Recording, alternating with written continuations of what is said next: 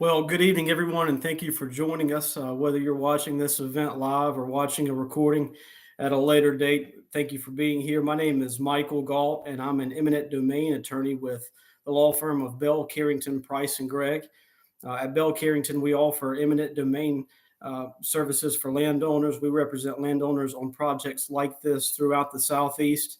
But as you know, if you're here this evening, we're here to talk about the State Route 42 project near McDonough, Georgia.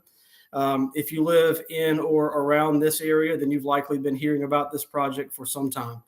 Some of the earliest public meetings, public input periods were happening back in 2016, 2017. And as you know, with many government projects, the way that they go, this one has also experienced some delays. But if we can, let's start just by briefly talking about the project in general and what it looks like.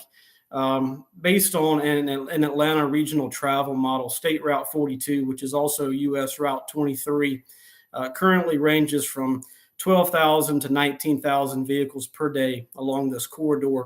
But studies show that by 2040, that range increases to between 23,000 and 33,000 vehicles per day. And so this project along State Route 42 is being planned by the Georgia Department of Transportation to plan to reduce current congestion and future congestion and to make that route just safer for the residents and business owners and folks that travel through this corridor regularly. Uh, what does the project look like? Well, as you know, currently we're looking at a 2-lane roadway, but in the future we're going to be looking at a 4-lane roadway with a raised median in between. For reference, there's currently 60 feet of right-of-way along this route, and after this project is complete, there will be 100 feet of right-of-way. So basically a new 40-foot right-of-way along the project. To build something like this, the Georgia Department of Transportation needs to use what we call eminent domain to obtain land, to obtain the property necessary to widen the road. And you may ask yourself, probably for most of you, this is the first and only time you've heard about the word eminent domain or been involved in an eminent domain case. So what is it? Basically, eminent domain refers to the government's ability to take private property for a public purpose. There's very little doubt or room for argument that the widening of a public roadway like this is a public purpose. And so likely the Georgia Department of Transportation will have the authority to take the property that they need in order to widen this roadway from the property owners that own property own it. But that doesn't mean that as a property owner, you don't have rights. One of the most important rights that you have is the right to what we call just compensation, which means that you need to be fairly and adequately compensated for the property that, in this case, the GDOT will be attempting or will be taking from you in order to widen State Route 42. So what does the process look like? Well, at some point, based on our information, probably by mid 2023 on into late 2023, right-of-way acquisition will begin on this project. What does right-of-way acquisition look like? Well, if you're a landowner that owns property along State Route 42, you will be contacted by someone from the GDOT or their representative to let you know that your property is impacted, and they'll begin the initial negotiations with you. At some point, they will likely make you an initial offer. The GDOT will have a team. They'll have a right-of-way agent and likely an appraiser, somebody who both people who work with projects like this often. They're always involved in eminent domain, and they have experience in eminent domain projects like this. And so it's important for you as a landowner to also have someone in your corner with experience. It can be intimidating and maybe even frightening to have somebody knock on your door or show up with a letter telling you that they're going to offer you X amount of dollars for this property. And if you don't know where to begin to have an intelligent conversation and ultimately a successful negotiation with those folks from the other side, then you're going to get the short end of the stick. Fortunately, our firm represents landowners like you who may be impacted and would like to have someone in their corner with some experience so that we can help you through this process. I'd like to mention, if I can briefly, attorney's fees. You know, people Potential clients, landowners, particularly throughout the Southeast, are often hesitant to hire lawyers for a number of reasons, but one of those reasons is uh, attorney's fees can be known to be prohibitive. But there are two things that I can tell you about attorney's fees at Bell Carrington in eminent domain cases.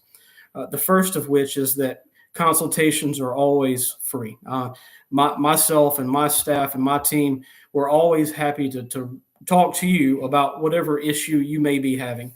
If you think your property is impacted, if you know your property is impacted, feel free to give us a call. We're happy to hop on the phone, exchange emails, whatever is most convenient for you at any time, to talk about this project, to talk about your property, to talk about the potential impacts.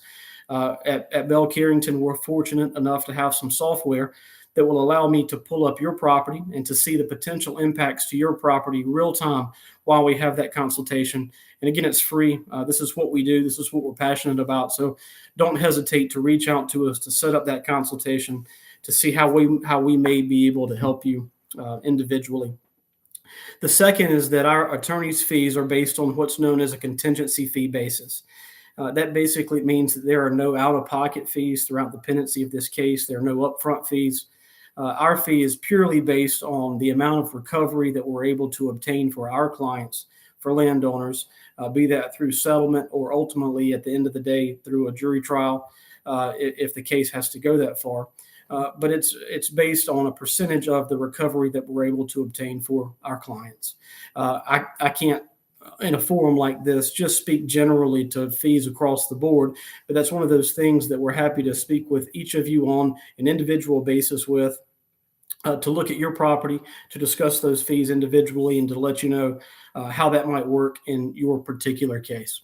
So long story short, the project's getting ready to ramp up. Right-of-way acquisition for this project will begin. It's a significant widening of the roadway. There will be significant impacts to both residential landowners and commercial landowners. If you are a business owner along this route and this raised median is installed between the two new travel lanes, then there's a chance that you may lose some access to your property. Be that if you have full access in now, people can turn right into your property, right out of it, left into it, left out of it. There's a chance that there will not be a median cut in front of your property, and people may be only able to enter your business through a right in, right out only situation. And all of those things are certainly things that must be considered on a project like this, particularly for commercial properties. As right-of-way acquisition begins, you're going to be contacted. It's important for you to reach out to us or someone to sort of be in your corner, to be on your side now, to get that information and to see if we can help represent you through this process. The quicker we can get involved and the earlier we can get involved, it's usually better for our clients and our clients' outcome in the long run. We welcome you to call us, to email us. The phone number and email address are over in the chat box. Happy to take those calls or return an email at any time, and we look forward to hearing from you.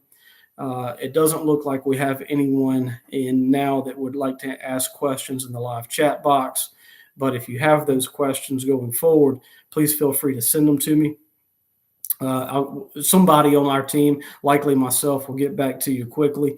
I want to thank you all for watching, whether you're here this evening or watching later as a recorded event. We are appreciative of your time and consideration, and we look forward to talking with you soon.